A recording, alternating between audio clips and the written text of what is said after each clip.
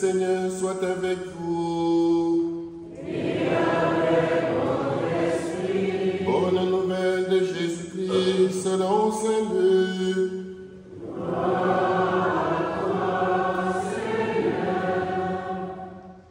En ce temps-là, parmi les disciples, le Seigneur en désigna encore 72, et il les envoya 2 par 2 en avant de lui, en toute ville et localité où lui-même allait se rendre. Il leur dit, « La moisson est abondante, mais les ouvriers sont peu nombreux. Priez donc le maître de la moisson d'envoyer des ouvriers pour sa moisson. Allez, voici que je vous envoie comme des agneaux au milieu des loups. Ne portez ni bourse, ni sac, ni sandales, et ne saluez personne en chemin. Mais dans toute maison où vous entrerez, dites d'abord paix à cette maison. S'il y a là un ami de la paix, votre paix ira reposer sur lui, sinon elle reviendra sur vous. Restez dans cette maison, mangeant et buvant ce que l'on vous sert, car l'ouvrier mérite son salaire. Ne passez pas de maison en maison. Dans toute ville où vous entrerez et où vous serez accueillis, mangez ce qui vous est présenté. Guérissez les malades qui s'y trouvent et dites-leur, le règne de Dieu s'est approché de vous. Mais dans toute ville où vous entrerez et où vous ne serez pas accueillis, allez sur les places et dites, même la poussière de votre ville collée à nos pieds, nous l'enlevons pour vous la laisser. Toutefois, sachez-le, le règne de Dieu s'est approché. Je vous le déclare, au dernier jour, Sodome sera mieux traitée que cette ville. Les 72 disciples revinrent tout joyeux en disant, « Seigneur, même les démons nous sont soumis en ton nom. » Jésus leur dit, « Je regardais Satan tomber du ciel comme l'éclair. Voici que je vous ai donné le pouvoir d'écraser serpents et scorpions, et sur toute la puissance de l'ennemi, absolument rien ne pourra vous nuire.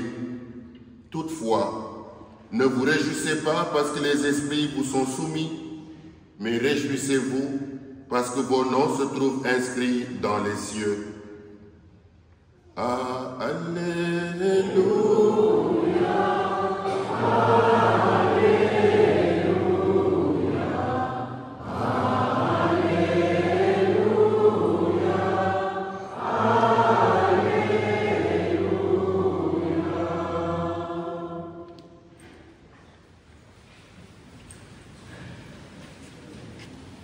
Frères et sœurs, chers amis, dimanche dernier, nous avions fait une petite entorse pour honorer 2 grandes figures de l'Église, que sont Saint-Pierre et Saint-Paul, les colonnes de l'Église.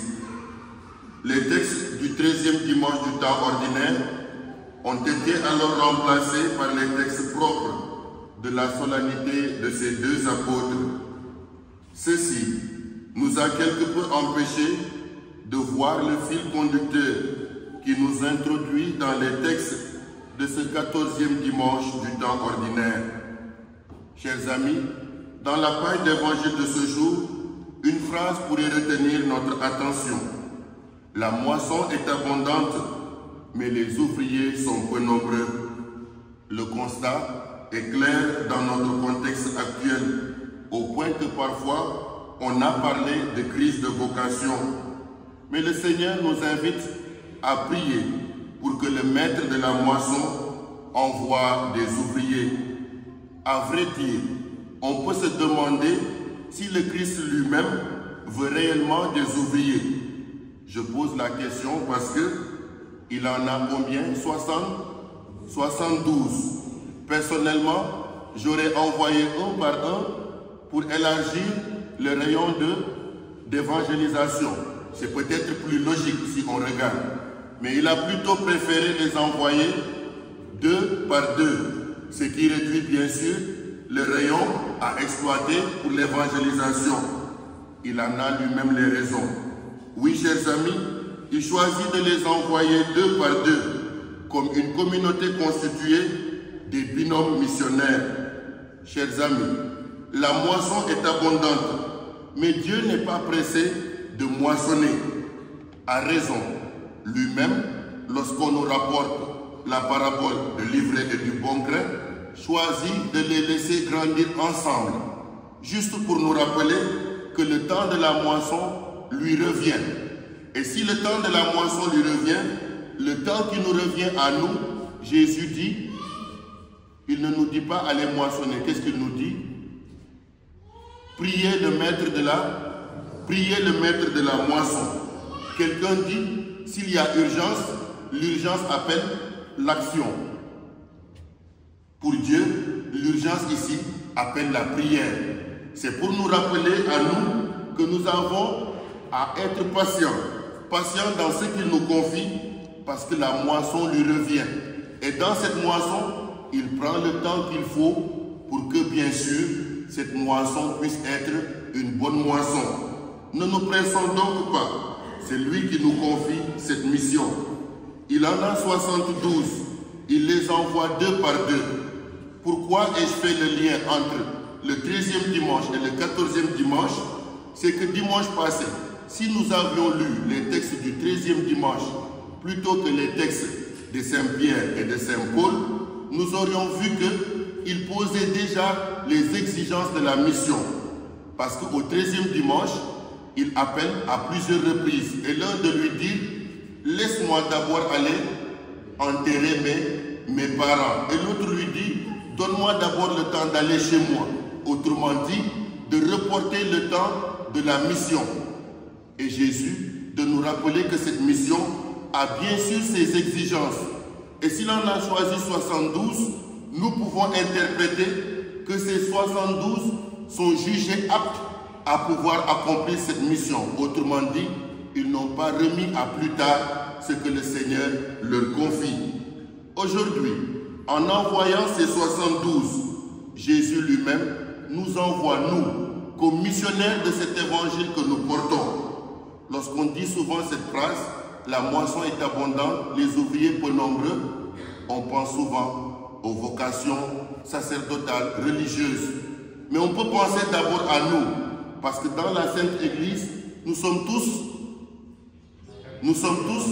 missionnaires. Tous nous sommes envoyés. 72, on pourrait dire, et l'évangéliste précise bien, parmi les disciples, on distingue bien ces 72, bien évidemment des 12 apôtres qui ont déjà été choisis et qui ont été avec Jésus tous les jours.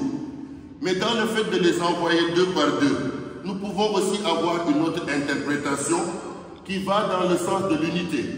Ne dit-on pas que l'union fait la force? Oui, c'est peut-être notre interprétation. Mais en relisant la deuxième lecture de ce jour, tirée de la lettre aux Galates, Saint Paul s'adresse à une communauté qui était relativement en division. Pour quelle raison?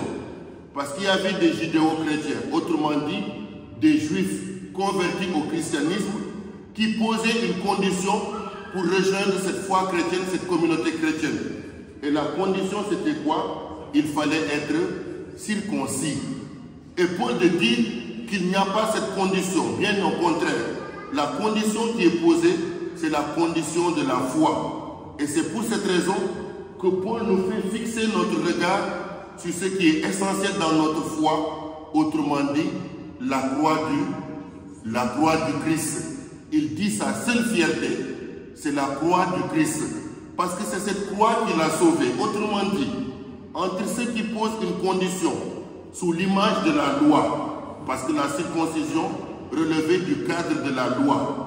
Cette loi a accompagné le peuple depuis que Dieu a choisi Israël jusqu'à la terre promise et bien au-delà. Mais ce n'est pas cette loi qui sauve le peuple, bien au contraire. Si cette loi peut arranger les relations les uns avec les autres, la situation que Paul évoque ici, c'est que c'est dans la foi que nous trouvons notre salut. Et cette foi est portée sur le Christ crucifié. Et donc lui-même peut rapporter tout à la croix du Christ, signe de salut, mais aussi signe d'unité. Ne dit-on pas que ces bras ouverts en croix rassemblent les enfants de Dieu dispersés? Et donc, l'interprétation que nous pouvons y avoir, c'est que s'il les envoie deux par deux, ils sont déjà des signes de la paix que Jésus annonce. Et d'ailleurs, la mission qu'il leur donne commence par ceci. Il leur dit: dans toute maison où vous entrerez, dites d'abord: la paix soit avec vous. Mais peut-on donner une paix si nous-mêmes nous ne l'avons pas? Jésus les envoie deux par deux comme signe d'unité, mais aussi en les mettant au défi. Chers amis, il pourrait avoir dans une mission, qu'on soit prêtre, qu'on soit fidèle laïque, des situations de rivalité. Et si aujourd'hui, les disciples envoyés deux par deux réussissent cette mission d'y aller à deux et de revenir à deux, il y a déjà là le signe d'une communion qui dit ce qu'eux-mêmes ils annoncent. Alors, chers amis, nous aussi dans notre communauté, les défis de rivalité existent. Il nous faut taire ces défis de rivalité, sinon même il faut lutter contre ces rivalités pour pouvoir porter le signe de paix qui manifeste notre unité en celui qui nous rassemble. On ne peut pas se marcher dessus pour annoncer Jésus-Christ. On ne peut pas s'insulter pour annoncer Jésus-Christ. On ne peut pas se médire pour annoncer Jésus-Christ. Il nous faut nous tenir la main dans la main pour que cette mission puisse porter déjà le fruit escompté. Et le fruit escompté est déjà annoncé par le retour de ses disciples. Parce que l'évangéliste précise, il revint tout joyeux. Autrement dit, ils ont réussi cette mission d'une part, parce qu'ils sont allés ensemble, ils sont revenus tout joyeux. Mais revenus tout joyeux, il y a encore une tentation. Parce qu'ils disent à Jésus, comme si eux, ils avaient une fierté de pouvoir réussir cette mission. Heureusement, Jésus leur dit: je voyais Satan tomber du ciel comme l'éclair. Et quelqu'un de dire: mais pourquoi aujourd'hui les prêtres ne font pas tomber Satan comme l'éclair, comme Jésus l'a annoncé? Ce n'est pas ça la première mission. Parce que le sens de cette parole, c'est de dire qu'on ne va pas à la conquête d'un territoire. Non. On ne va pas à la conquête d'un territoire. D'ailleurs, Jésus leur dit: n'emportez ni sac, ni sandales, ni bâton. Le bâton était dans le sens de l'arme pour frapper. Ils ne vont pas à la conquête, bien au contraire. Mais ils se départissent d'une situation dans laquelle ils pourraient même retrouver les forces du mal. Ceci pour dire que lorsque Jésus dit: je voyais Satan tomber comme l'éclair, c'est pour rappeler que le ciel, c'est le trône de Dieu et Satan ne peut pas y résider. Et c'est pourquoi il leur dit: réjouissez-vous parce que vos noms sont inscrits dans les cieux. Nous ne sommes pas à la conquête d'une terre. C'est ceux qui font la guerre, qui cherchent à conquérir une terre, un pouvoir, un espace. Nous sommes des missionnaires pour parvenir à un jour rejoindre notre terre, notre cité, parce que comme dit Saint Paul, nous sommes des citoyens du ciel. Et c'est ce que annonce déjà la première lecture de ce jour en disant: réjouissez-vous. Mais notre joie, ce n'est pas une joie éphémère, ce n'est pas une joie d'ici-bas. Autrement dit, nous pouvons ici être confrontés à des situations d'épreuve, maladie, chômage et que c'est encore deuil. Mais ce qu'il faut retenir, c'est comme dit Paul, dans cette foi qui nous porte à la croix du Christ, au Christ lui-même, il nous faut comprendre que notre joie, c'est déjà dans le salut qu'il nous apporte. Chers amis, c'est le début de l'été et nous sommes tous missionnaires. Envoyés durant ce temps d'été, ce qu'il nous faut retenir, que nous sommes non seulement des missionnaires de l'évangile. Et lorsqu'on dit évangile, ça signifie bonne nouvelle. Pouvons-nous annoncer la bonne nouvelle avec des regards tristes? Dites-moi. Pouvons-nous annoncer la bonne nouvelle avec des regards tristes? Si quelqu'un vient chez vous et vous dit: je viens vous annoncer une bonne nouvelle, même si vous étiez triste, vous allez tracer sur votre visage un sourire. Chers amis, le pape François nous a laissé cet héritage.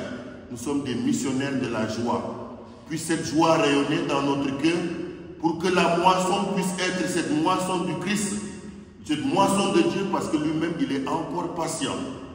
Et puisqu'il est patient, la joie qu'il a semée dans notre cœur nous garde dans une grande patience pour qu'il soit toujours au cœur de ce monde, celui qui est mieux aimé, mieux imité et mieux servi par vous et pour nous au siècle des siècles. Amen.